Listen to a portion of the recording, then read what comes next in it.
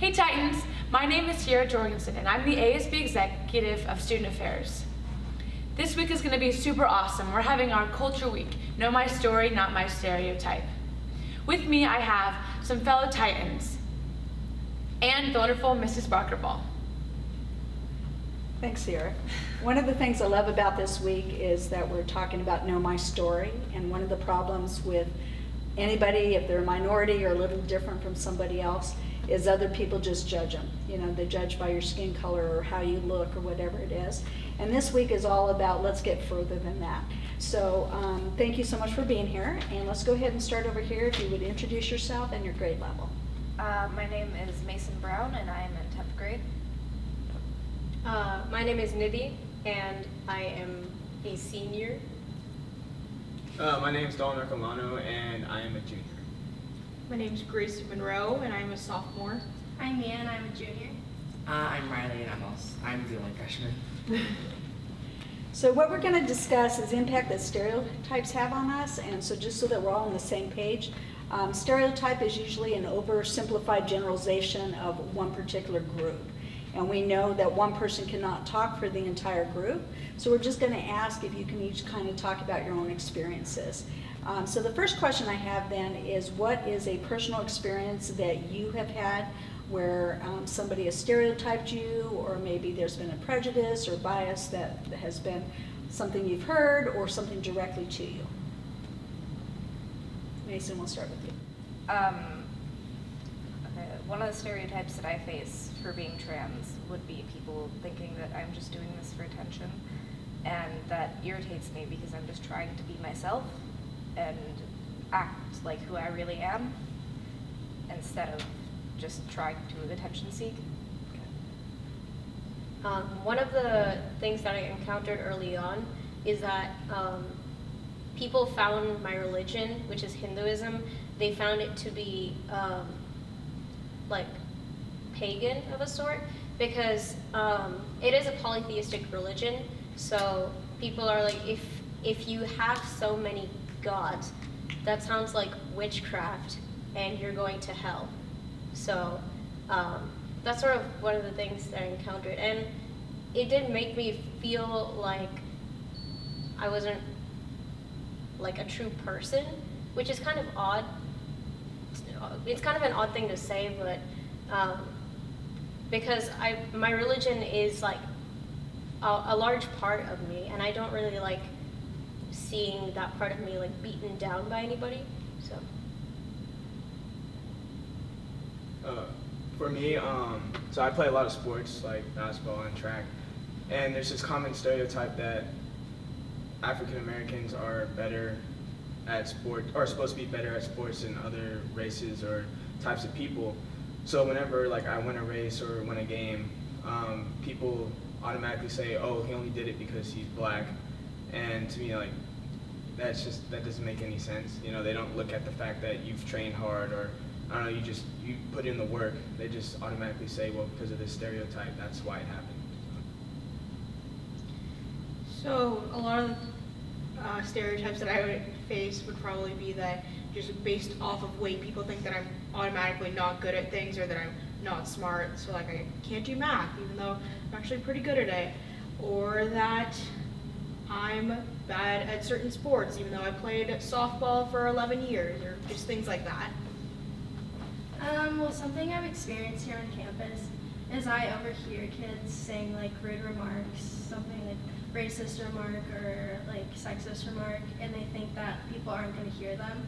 But when they are heard, it's really hurtful, and they don't realize it. So that's something that bothers me.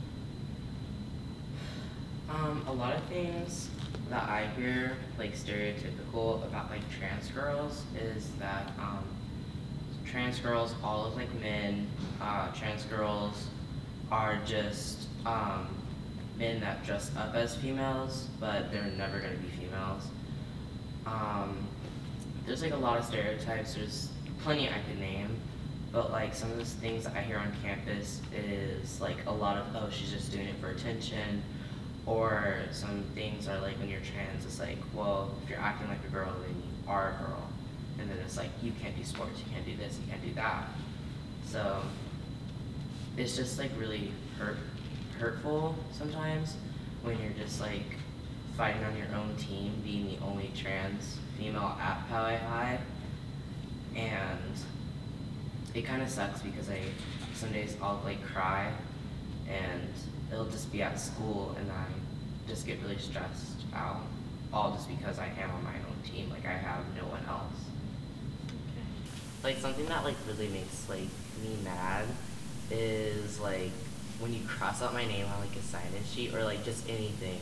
Like if you really like, oh my gosh, like it makes me furious. Like they think that they have the audacity. Like that's how you know you're really mad, when you use the word audacity, because they feel like they have the privilege and the power to take away something of yours. That's like someone stealing something from you. Like you're basically stealing my identity. Like you don't feel like I deserve that. You don't feel like I deserve to own the name Riley. You feel like I deserve the name that I'm not comfortable with and the body that I'm not comfortable with. Yeah, that actually also happened with our, at Club Rush. I believe it was at the beginning of this year, at Club Rush signups, we had people write down their names, but then some guy came For and which club? is for GSA, and some people scribbled out the names of some people who signed up and wrote like offensive stuff on the sign-in sheet. I'm like, it's like they're trying to invalidate our identities. It's just generally like a pretty hateful thing to do, because it's like they're saying that you don't deserve to exist. Yeah. Which is very, very hateful.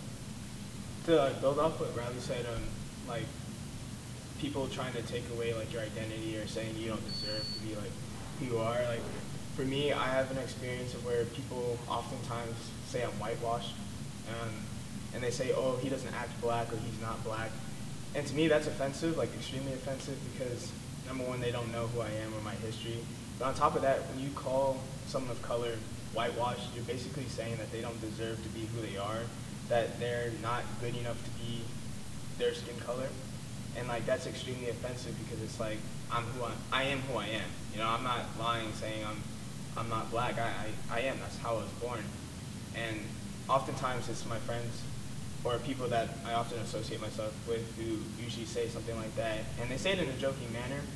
And you know, a lot of times that's what hurts the most, is because they're the closest to you, and because you don't want to stand out or you don't want to cause a big commotion within like your friend group, you often put on a mask and act like it doesn't hurt, and you just play around, you just joke around, you probably give it like a little chuckle or a smile and say ah ha ha ha, but like in the end it really does hurt. So A lot. I see people getting picked on or bullied or just made fun of, even just behind their backs, for being a bit eccentric or weird or just out of the norm, even though that's not a bad thing. People fear it because they're afraid of things that are different than them, and I think that's horrible, because if you're afraid of what's different than you, then you're never going to grow as a person.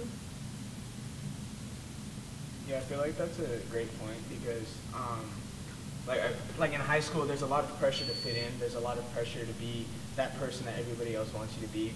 And I see that often where people they act differently in public than they do with their private friends or just like people they're really close to. And like I feel like it's very important for people to try and like break out of that bubble and just be like, you know what, I don't care what other people think.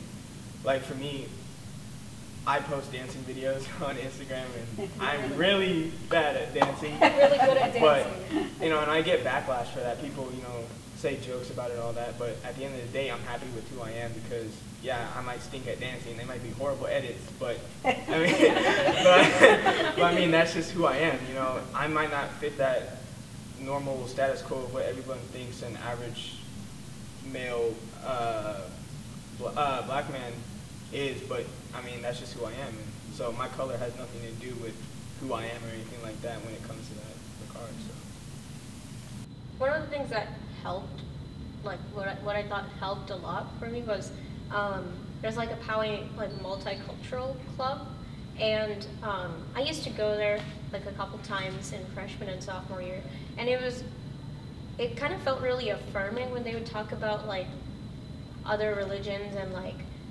kind of like showing a genuine interest that wasn't a negative interest in Hinduism and all other like religions other than Christianity, and it just felt really like positive. There was like a positive like it was just generally positive interest that I found that I appreciated a lot. For me, probably just all the little things people do for me every single day. Whether it's opening up a door, just helping me out in class when I need help, or if I look frustrated, just someone random just coming in and checking up on me. You know, sometimes it's something simple like someone you never talked to just smiling at you or saying, "Oh, how are you today?" Even if you don't know each other.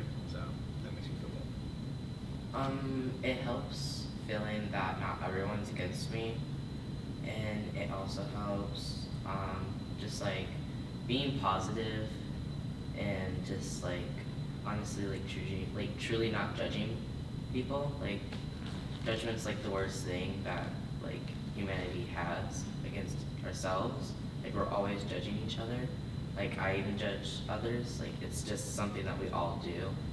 And I think like maybe if we stop judging a little, then we won't have like as many problems as like we do now. Riley, thanks for saying that, because you know it's right, we do judge each other, but I think it's more about how we treat each other. And so I appreciate that you saying that part where you're saying that you judge sometimes too. So the last question then is, what else would you want people to know, or what is your hope for the future of Howie High? I would want people to know that we're all just people, no matter what minority you're part of or minority you're not a part of. Everyone's just trying to live their life and be themselves and be happy, and that's a great thing and should just be respected, even if you think the person is weird for it. Yeah. If you have an open mind and a willingness to learn about others, then that can just strengthen the bonds of a community and create a safer environment for everybody. Probably just not to judge other people, and to kind of accept everyone around you, and realize that other people's happiness will not affect your own, and that everyone's different in their own unique way. Some people have blonde hair, some people have brunette. Everyone's different, and you shouldn't be bothered by those little things. So once again, thank you for coming and sharing your stories. We really appreciate it. And now, Sierra? Yeah, thank you so much for being willing to help us out with this video and try to change our school campus culture here at Howie. Titans, please remember to keep an eye out for every activities and everything coming out this week for our Culture Week. Know my story, not my stereotype.